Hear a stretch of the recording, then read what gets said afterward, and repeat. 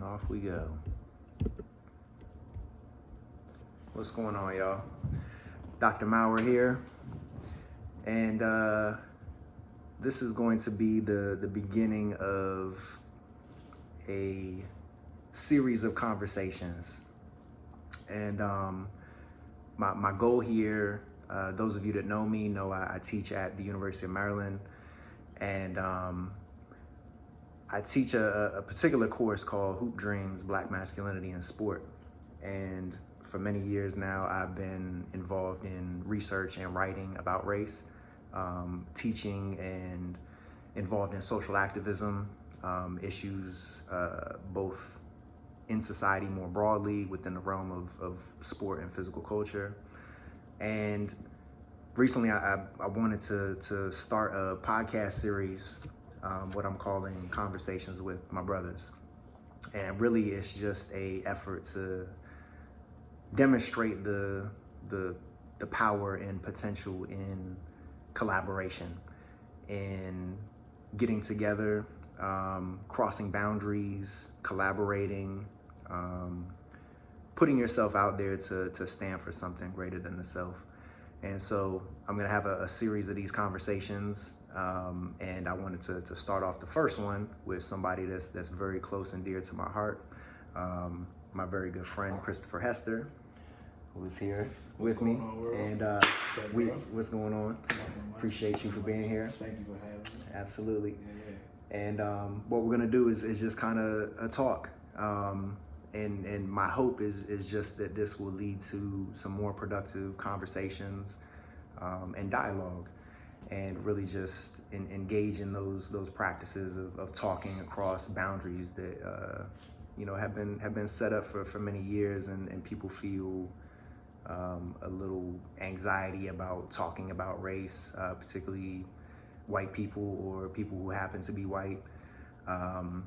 So we want to start some of those dialogues and have some of those critical conversations. So that's the goal here.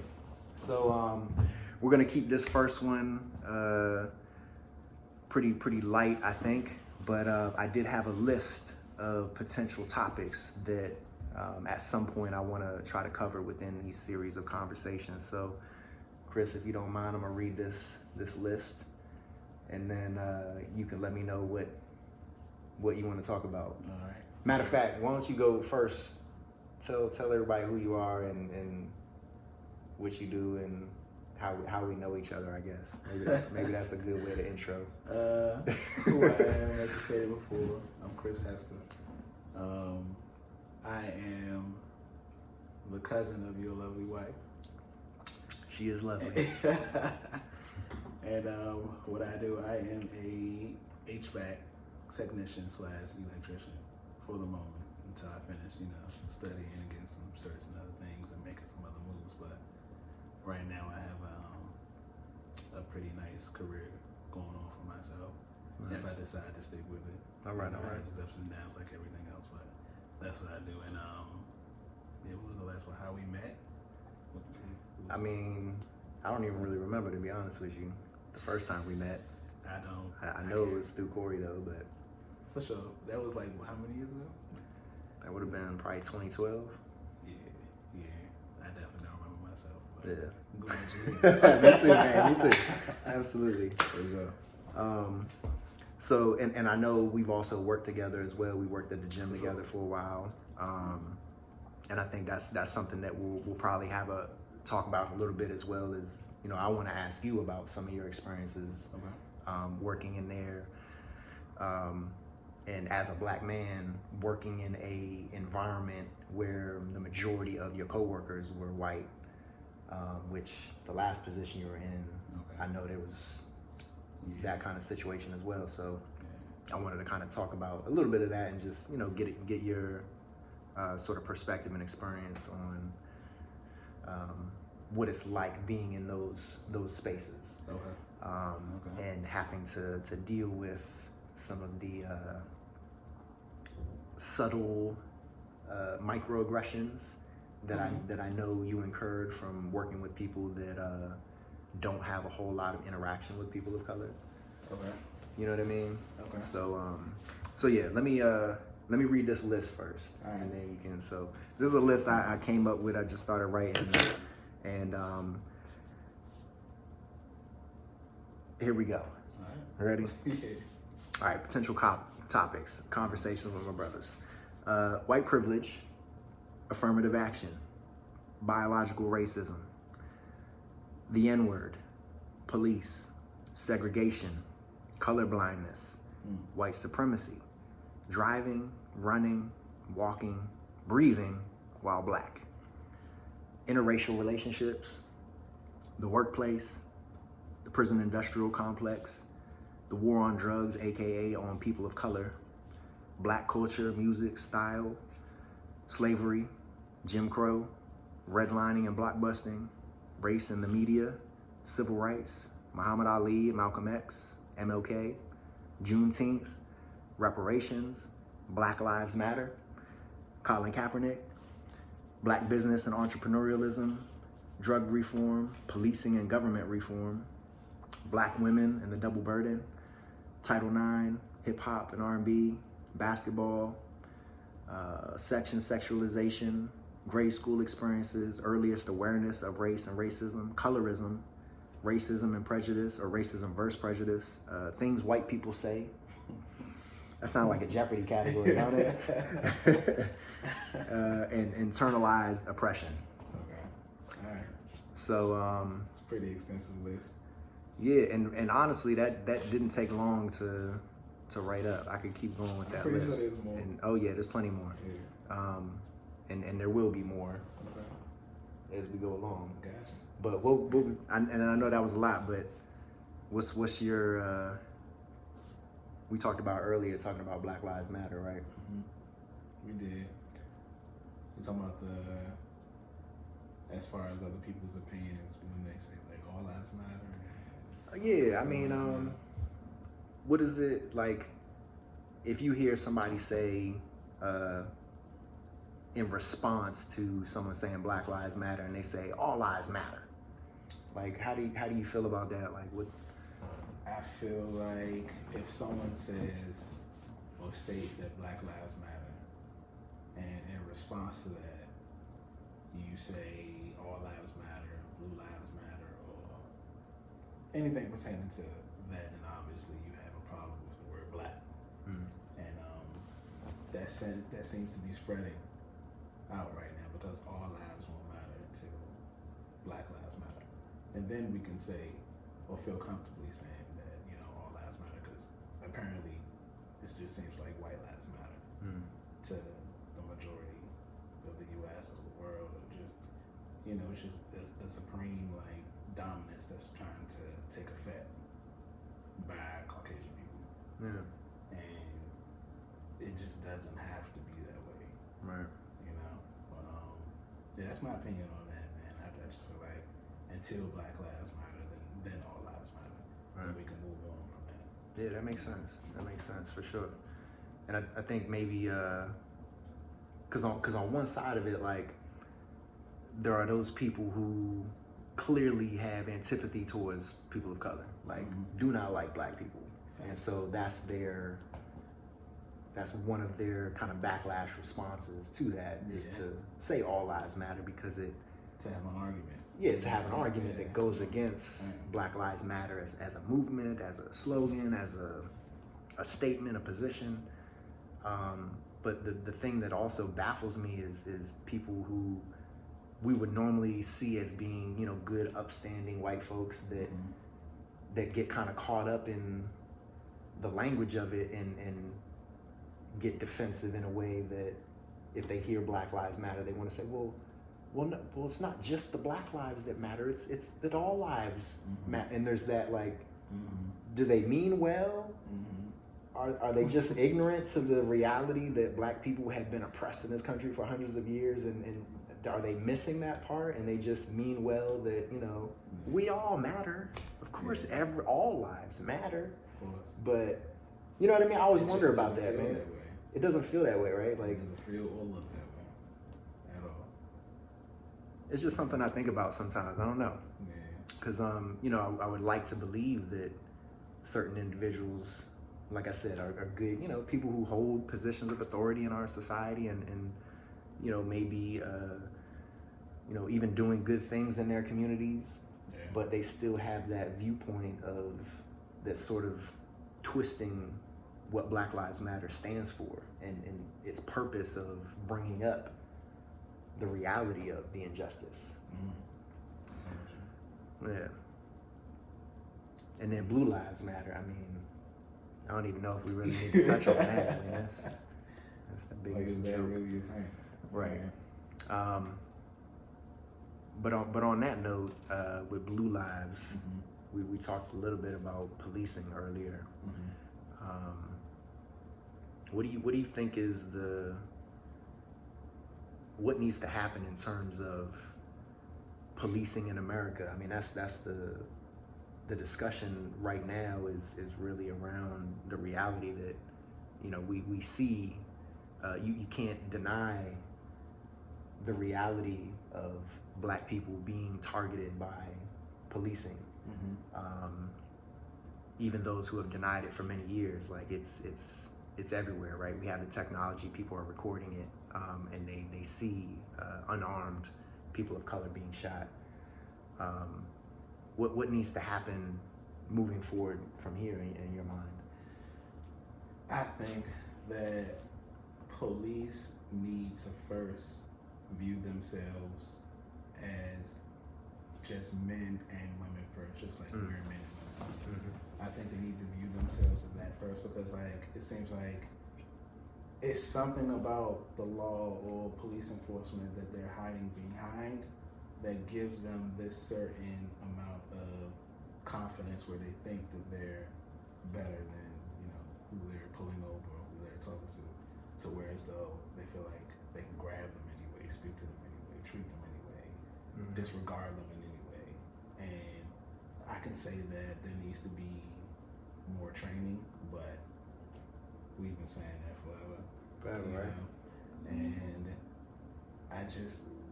I can say that there needs to be more people of color in law enforcement, but a lot of people are scared, or a lot of people already have this negative image toward police where they would never decide to become an officer or a state trooper to make a difference in the community.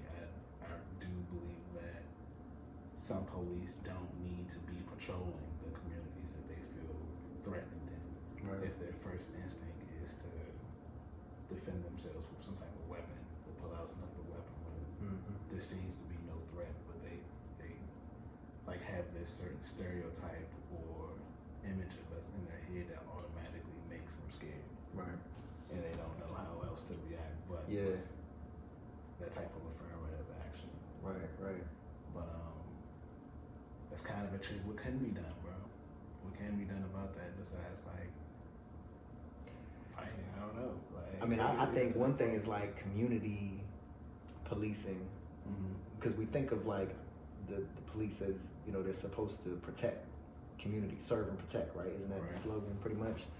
But when you live on, you know, outside of the community that you police, and particularly for, you know, white cops who live out maybe in the suburbs and then police in an urban area where they don't have meaningful connections and relationships and interactions with people from that community they're policing, I think they sort of view it as, you know, all the negative, like there's crime everywhere. Like any community you go into, you're gonna find illegal activity at some level, but there's been a concerted effort to target poor communities of color, particularly, you know, through the war on drugs. That's a whole another conversation we can have is on the war on drugs, which is, you know, really targeted at poor communities of color.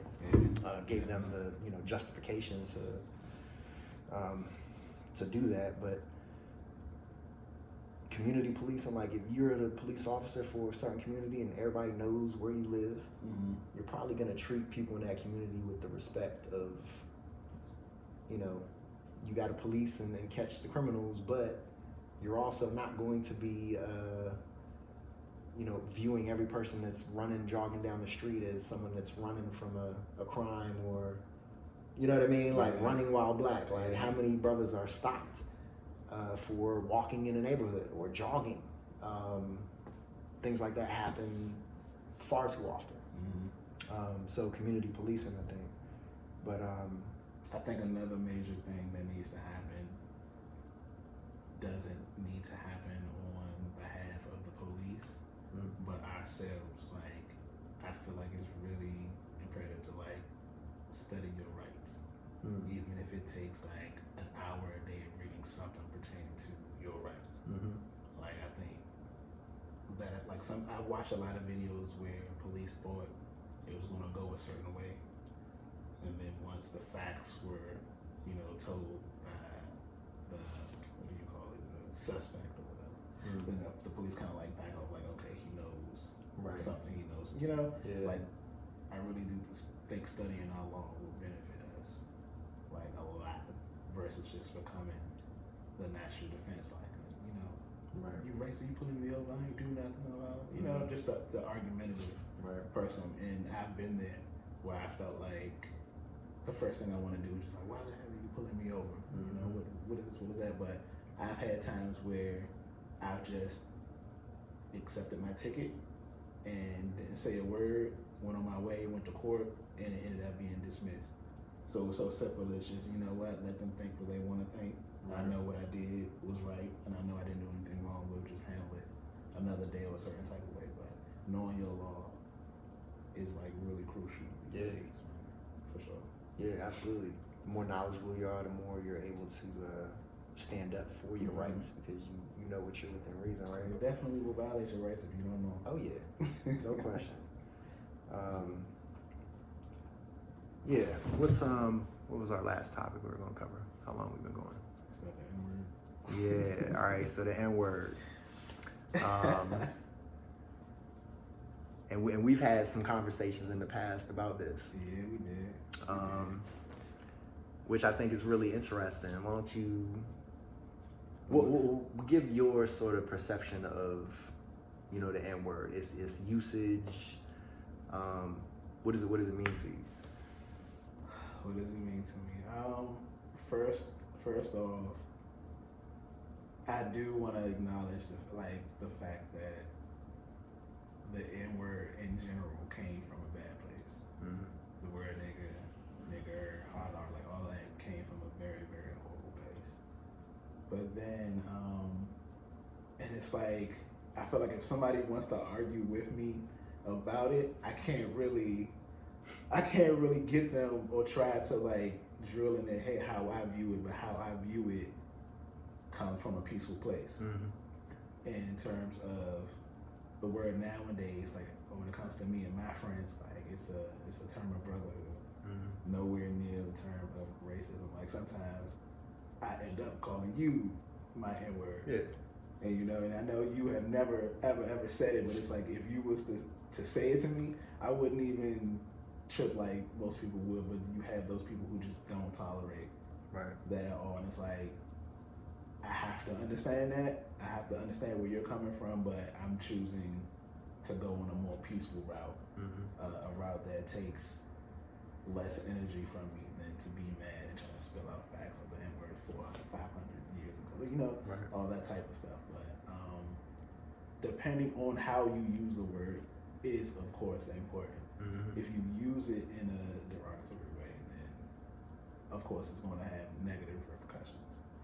But if I feel like it's a term of endearment, or like I said, brotherhood, then I just naturally don't take offense to it, unless you're coming at me with the hard R in a dispute or argument, something like that. Then that's when it becomes a different story. But everybody won't view it that way, and some people do. I view, you know, people that were just all white calling each other the N-word, and it's not necessarily right. It's not saying a group of all white dudes. Yeah, I'm saying it like, yo, YouTube has a lot, bro. YouTube has a lot, bro. It'll be a group of all white dudes, and they'll be fighting each other, and they'll be like, you know, hit that nigga, or steal that nigga. You know what I'm saying? And it's just like, they're using it, or they'll just be like, hey, my nigga. You know what I'm saying? It'll be a group, a positive, you know, situation too.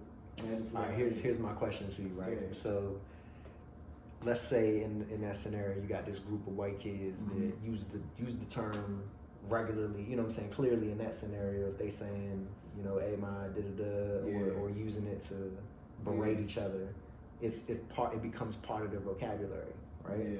So what happens when the white kids go out and, you know, they find themselves in a neighborhood where they're the minority. Now they're around black folks that, you know, they're not from that neighborhood, and they've been loosely throwing around the N-word before in the environment that they were in. Yeah. And now they're using it in a different environment. Yeah. I mean, you got to use that word with caution, bro. Like, you got to be smart about that. Like, you got to know when and where to use it. And that's where I feel like, and I know this is where we talked about it before, like, because I've said the word before. Okay. In my younger days, I told you this, like, I've never used it in a derogatory way. Like, I've never used it to, you know, hard R, but where I grew up and my friends, I've been called it my whole life. Like, I've never taken offense to it. I've always taken it as a term of endearment, like you say, like, you know, everybody, if I'm around a group of all my guys and they're saying it and they're calling me it, and when I was younger, I did say it in the same way that they did, until I had a friend that, you know, was outside of my neighborhood group, who was also, he was actually Haitian American, but it was through a rap. We were spitting lyrics, and, you know, I dropped the term in a rhyme, and he didn't get angry with me, but he just sort of, you know, brought it to my attention that, like, it had offended him. And he explained it to me, you know, I know where your heart is in the right place. I know you didn't mean anything by it, but just hearing a white person use the term is offensive to me. And that gave me a different, and this was when I was like 18, you know what I mean? So it gave me a different view that, like, damn, even though my brothers that know me know my heart is in a good place, if somebody else heard me use it, even in a, you know, what's up, my, you know what I'm saying, in a nice way, that they could misconstrue it. And then I started thinking about it, and even when I see another white person somewhere, and I've seen other white dudes, I've been out in the city or something, I've heard them, it makes me, I'm like, it's a weird, nah, you know what I'm saying? Like, it just, so I just chose to stay away. Take that term out of my vocabulary, and then I'm not as concerned with it breaching my lips in a moment of, you know, I'm angry and it just slip out because you've been using the term somewhere. Like, just, you know, if you're white, just take it out of your vocabulary. Like, it's just a word. That's kind of just how I think about it. Yeah. You know what I mean? And as far as the term of endearment, like, you my brother. You know what I'm saying? That's just. And I also feel like some people of color use the word to try to, like, some of them have intentions of trying to, like, make us feel comfortable, like we can accept them. Like, we don't have to worry about them being a racist or for no type of way. So they'll be like, you know, I'm your nigga, you my nigga. Like, they'll try to use I feel it. Like that's just. It happens. That's offensive, bro. It happens though, bro. That's I believe it. It definitely happens.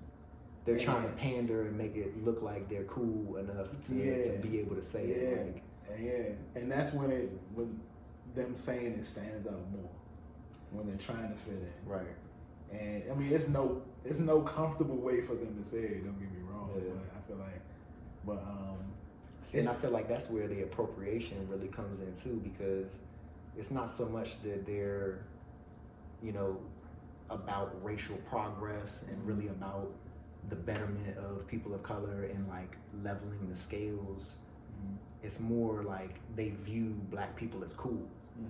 So they want to say the N-word because it's going to make them feel cool. You know what I mean? Like, I think there's a lot of that sort of, particularly like white youth perhaps, that try to, you know what I mean? Because look at our media, bro. Like, it paints this image that, you know, black is dangerous, but it's also cool and exciting. It's like this fear and fascination with black culture. You know what I'm saying? Yeah, I feel you. It's and another thing, like, let me just state, like, there is no right way to, like, say that word. Right. You know what I'm saying? There's no right way for a white person. You feel me? What's up, babe? What's up? You might as well, did you poke your head in? I did. You might as well say hello. Hello. Chick, you found out a psychedelic. Yeah, with your. How's it going? This is my wife, Canary, the Hello. amazing. Thank you. Just popping in. Continue. All right, we're almost done. We're gonna wrap up this first episode in a minute, but yeah, what was the last thing you were saying? Like like I said, there's no right way to use the word. All I can say is that when I use it, I have a small circle, so I'm not always out looking for new friends, but I just know I only use the word with my closest friends. Right. Like, even if you're black, sometimes I won't say my nigga if I don't feel like we're that close. Right. To even say it, but it's definitely a tight knit. You gotta have that level of rapport to even throw the word around. Yeah, and that's to go move somewhere else Right. from where you're from and get to using the word freely immediately. Like I said, you gotta use that word with caution, so you gotta be willing to accept the consequences that come with that. Right. But for me, and I've had some of my close friends say, I'd rather not be called that no more. We grew up saying that word, and it was just like, okay. And you gotta respect that. Yeah, you know what I'm saying? Yeah. I realized that changed, and I have no choice but to respect that. Right. I have no problem with it, but like you said, like we will have that rapport of them knowing where my heart is and where I come from, if I do choose to use the word or not. Right. And I feel like that's very important, but just know, like, I ultimately won't argue anyone who feels a type of way about me using that word.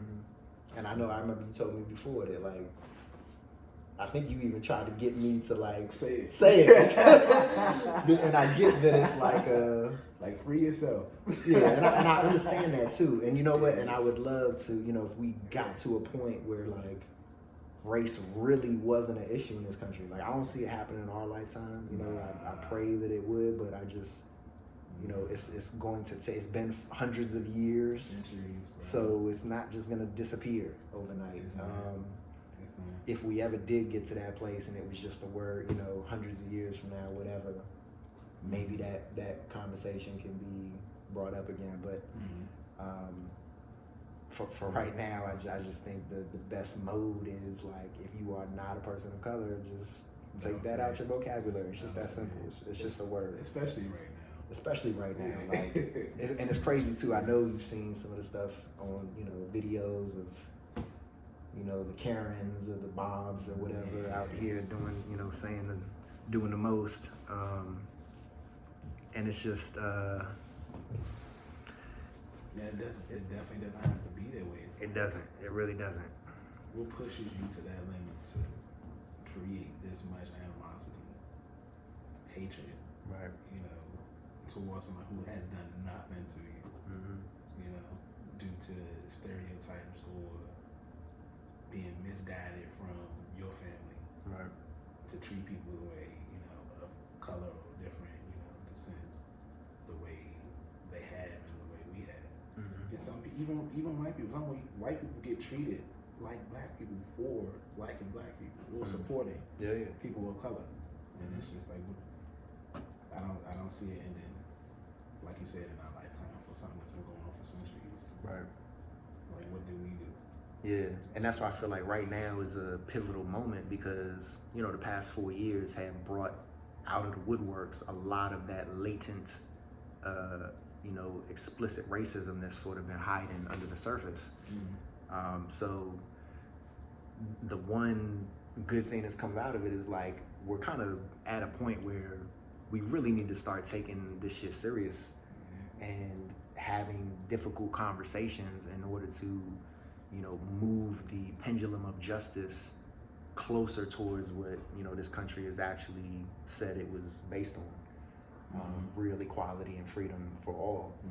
And I really believe a huge part of that, and part of the failure within this country is the fact that, segregation, even post-civil rights, we've continued to be so divided.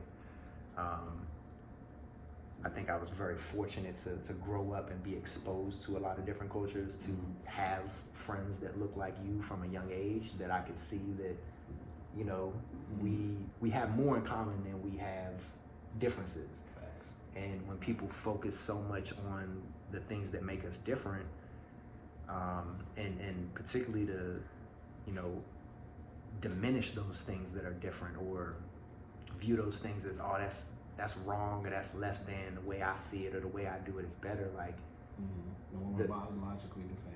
and you know what I mean? Like, there's just so much that we gain from interacting and being exposed to different cultures. Right. You know what I mean? And like you said, the reality that, you know, we are all part of the same human family, right? The Human Genome Project. You heard of the Human Genome Project? I've heard of it. Basically, they map the human genome so they know that all human beings have 99.9% of the same DNA sequencing, and it's like that point little bit that makes up the hair texture, eye color, skin tone. You know what I mean? Everything else is environmental adaptations over thousands of years. So, you know, literally. 1% for them to just ride on. Well, because it's so like visually, you know what I mean? Like, yeah, we look different. Like. The whole colorblind thing, I don't see color, like that's nonsense. The reality is what do you associate with that difference? You know what I mean? And people are taught to see and view, you know, black man as dangerous and, you know, hyper sexual, and all of that is infused with things from the past, right? All that's infused with these, you know, socially, culturally constructed ideas about what this skin color means. But it's all invented. It's an invented logic that can change. But we have to make the decision to see differently and to accept the reality that we all are part of the human family. You know what I mean? I look at you, you are my brother. Like we share way more than we have differences. Yeah. Even though the reality is that I also have to, as a white male, accept that, you know, I've been treated differently by this society. And when I look at my brothers and sisters that I know, you know, have come from similar backgrounds, and I see, you know, the opportunities that I've had that some of them haven't had. Like, clearly now I look back on that and see that as, damn, that was white privilege working in my advantage, and I didn't even realize it. So to deny that those things exist just because, you know, you don't see how it works, it's a lot of times because you just weren't aware or didn't take the time to really become aware of how these systems operate and continue to operate.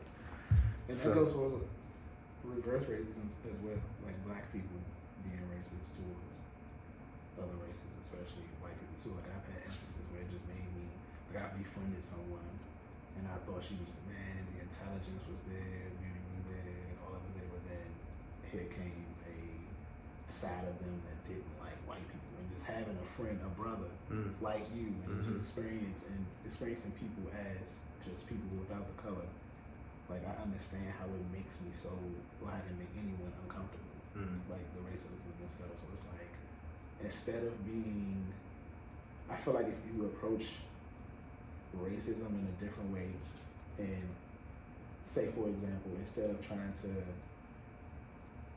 be combative or argumentative with you, just trying to find a subtle way to educate you, even if it, you know, you have to have some humility in it. Like, even if you don't humble yourself, you just take a couple of blows and like, look, man, like, it doesn't, you know, it doesn't have to be this way. Like, we're not that different. Like, get them to understand instead of being so tit for tat. And I think that's where I read this book recently. We had a discussion on it. This White Fragility. Why it's so hard for white people to talk about racism. And one of the concepts she talks about in there that I thought was interesting was racial stamina. That, like, you know, we're sitting here talking about race and, you know, some pretty dense topics, right? And she argues that for a lot of white people, they haven't developed the stamina to engage with race and racism in an honest, productive way. So, you know, typical situation, you bring up, you know, you were the victim of racism, you experienced something, which I know you had, we've talked about many times. A lot of white people would, you know, try to diminish what you experienced. Well, maybe, you know, maybe that lady didn't really mean it in that racist way, or or, you know, try to prove, well, I'm not racist because I got black friends, or, you know, or they just get uncomfortable And you know, I teach about these things in class, so I've seen actually visibly some of my white students get very physically uncomfortable with the topic and discussion.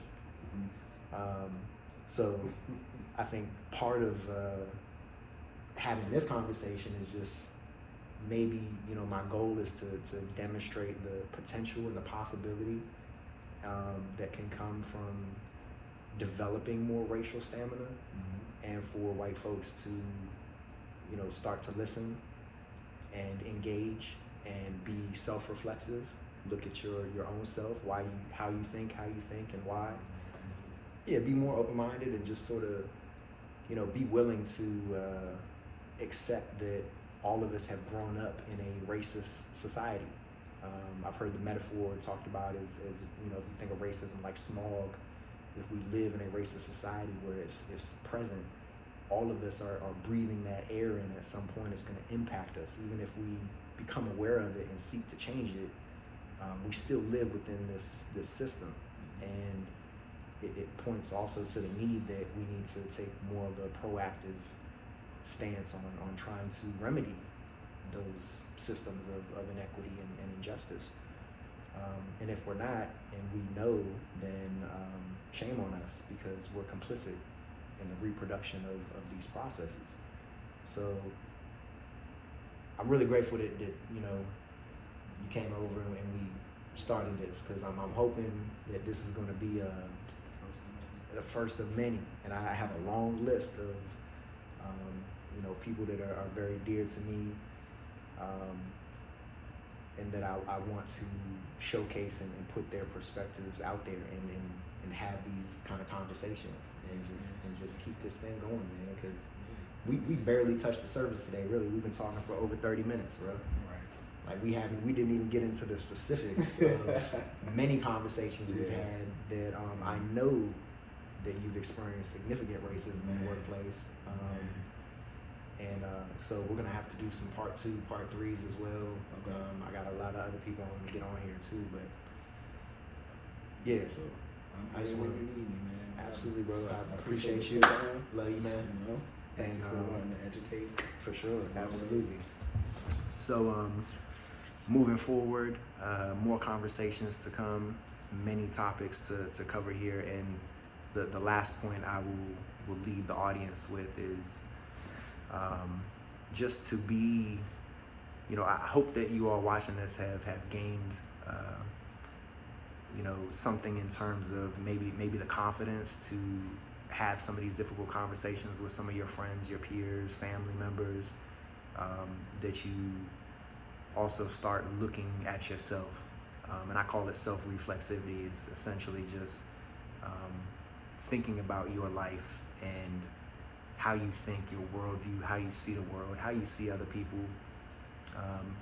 Where do your ideas about those things come from? And if you can kind of retroactively think back to your experience, none of us chose the conditions that we would come into the world, right? Think about that. Like, you didn't get to choose what skin color you would be born with. You didn't get to choose your hair texture. You didn't get to choose any of the conditions that you came into the world with. We inherit those circumstances and make choices within it.